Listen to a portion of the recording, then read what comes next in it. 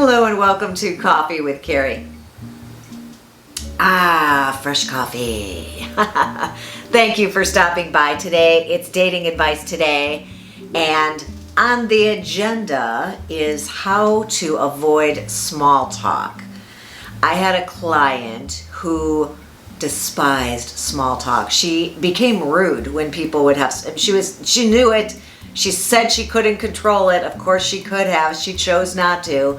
But after a couple dates, we nailed it down, and what was turning her off was the sound of her own voice telling the same stories, answering the same basic questions. Where's your family? How many brothers and sisters? Where did you go to school? What do you do for a living? She could not stand it anymore. And I had to warn the fellas ahead of time that she hates first date banter, those basic small talk questions.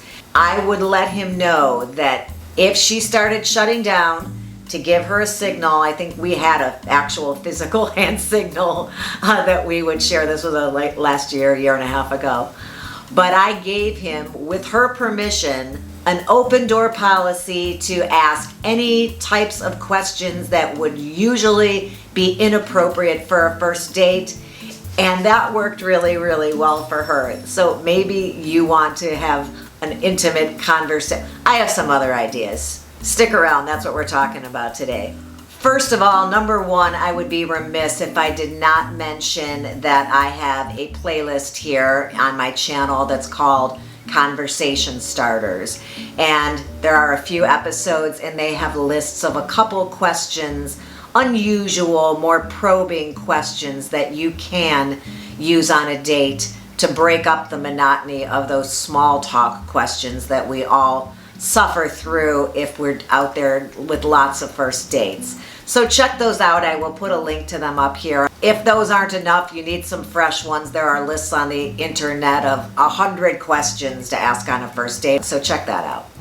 I had a client call me after a date to give me his feedback on meeting the woman that I had introduced him to. Ignore the sound of a cat in cardboard. He said that sometimes he struggled to find ways to begin a conversation again once things got a little quiet or he'd run out of things to say. And I asked him if he was using his surroundings, and he said, I don't know what you mean. And I happened to be walking back from the kitchen with him on video. I grabbed myself a cup of coffee. And I said, well, let's see. For instance, if I were on a date with you right now, and we are doing virtual dating, so it's not actually too far off base that I would be having a conversation with someone while grabbing something to drink from my kitchen. But I turned the view around on my camera and my bookcase was there. And I showed him this thing leaning against my book, and it's a little round design with stones in it. And I just started telling him, oh, you know what, I got this as a gift and I didn't really understand it when I first got it. And I explained that I thought it was a little too woo-woo, but it's really beautiful. And when I looked up the meaning of it, I really feel that it's inspiring and it reminds me to be present. I had a whole story that went with this little thing. And he said, wow, he goes, how many times have you told that to someone? I said, never. And we kind of just went through my bookcase or my walk back to the sofa, and I would notice things and my modern arc lamp, and I'd say, oh, I'm really into mid-century modern. What type of furniture design did you use when doing your house, or is it kind of piecemeal? We talked about that. I saw my TV and I said, oh, last night I was watching this on Netflix. It was a great show. Have you seen anything good lately? Everything I looked at on my way back, I told him a little bit about myself and turned it around and asked a question about him. And that's in my house. These are things I see all the time, but I don't think about talking about them. So it's not really much difference than if you were at a restaurant or sitting out taking a walk with a cup of coffee or having a cocktail out on the sidewalk cafe of some place where if we're social distancing. So I encourage you to practice this storytelling about things in your surroundings. You can have the conversation in your head, but just what does that trigger for you that you could share something about yourself? And then of course it's easy to flip it around and make a question out of it as well. I mean, it's as simple as seeing a plate of food go by and there's French fries on the plate and me just saying, oh, I love French fries. I haven't had potatoes in 2 months. I try to watch my carbs. I'm a sort of a healthy eater. I was trying to do this kind of diet. Is there anything that you limit in your diet?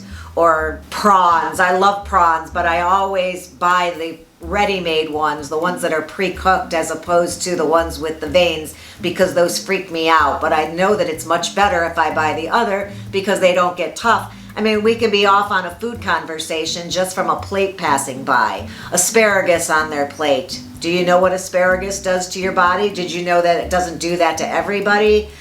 Practice using your surroundings to move a conversation into sharing things about yourself. Number 3, harness your stories. I have a whole video about it. It's right here. Harnessing your stories is explained most simply by telling you that if you and your best friend were to come to my house for coffee, at some point you would start telling a story and your friend would say, oh my gosh, not this story again, because they've heard it before, because you've told it before, because it's one of your stories and you tell it for a reason. The reason maybe you enjoy telling it. You think it's funny. It's your sense of humor. You enjoy sharing that part of your personality, whatever the reason is. Keep a mental note or even a physical note in your phone about the stories you find yourself telling over and over again. If this one really sums up your sense of humor, it's a great story for you to bring out on a date should you have the opportunity to change the subject. You can always change the subject by my little secret phrase. There's a video about that too, but the phrase is, something you just said reminded me of, and you launch into that story. No one can say what triggered something in your brain, so you're always free and clear to do that. And then if you have those stories kind of committed to memory, familiar, oh, the luggage story, oh, the story about the dolphins, and you know that you can pull those out at the drop of a hat. Great way to avoid more small talk questions. Launch yourself into a story. And the flip side of that, number 3, is to ask for stories. Don't ask him 20 questions about his family, how often he sees them, where they live. Ask him to tell you a story about the last time he was hanging out with his whole family. What did that look like? Tell me the story. You do what for work? Oh, where's work? Blah, blah, blah. How many people on your team? How far is work from your house? Tell me the most exciting thing or the scariest thing or the funniest thing that's happened to you at work all month. Way better to share stories than those 20 questions that would give you the same information. Number whatever we are on, set up the date, set the precedent for the fact that you don't love small talk, you want to avoid it. I guarantee you, you're usually going to get a great response and it's going to be a relief for the other person. You can just say to them, you know what, I'm just not a person who loves small talk. Let's try to do something different and just avoid all those basic questions. In fact, let's just skip over the first date and make this a second date. Feel free to ask me second date questions instead. Pretend like you know me. Ask me anything, more personal questions. I'm happy to answer those. Anything to avoid telling you about where I went to college and about my first job. And then finally, my final tip would be to play a game. I remember my daughter was dating quite a bit before she met her husband in the city, in Chicago. She was going out quite often and got tired of having those conversations as well. Imagine if you were dating 4 times a week, what that could feel like. I remember her telling me the story about her going to meet a guy for a cup of coffee, and she said, don't tell me anything about yourself. Let's play a game. Instead, I'm going to guess. So it was a guessing game, and it was just creative and it was fun. She made up all these stories. You didn't go to college, you went to circus camp, and she had this whole story she created for his background, and then he did the same for her. And they were able to forego the usual questions and get to a place where they were comfortable with one another and laughing, and that made the rest of the date a lot easier. And there are other games you can play besides the guessing game as well. 20 questions seems like a lot on a first date. Too much of one person talking also. So how about 5 questions? Ask any 5 questions and promise to be truthful and take turns doing that. How about 2 truths and 1 lie? I'm going to share 3 facts about myself. 2 of them will be true, 1 will be a falsity. You guess which one. That will lead you down a path that is nothing like small talk or first date banter, guaranteed. And finally, again, you can use your surroundings. Make up stories about the people at the other tables around you. Now that couple, they've been married for 30 years and he works doing this and their relationship is like that and he just told her this. Or they're on a first date and she's overly excited and he's a little afraid about that. You can just have fun using some creativity to take that date out of the norm, move on to a second date before you even have a first date. Skip the whole ordeal. That's my best advice for how to avoid small talk.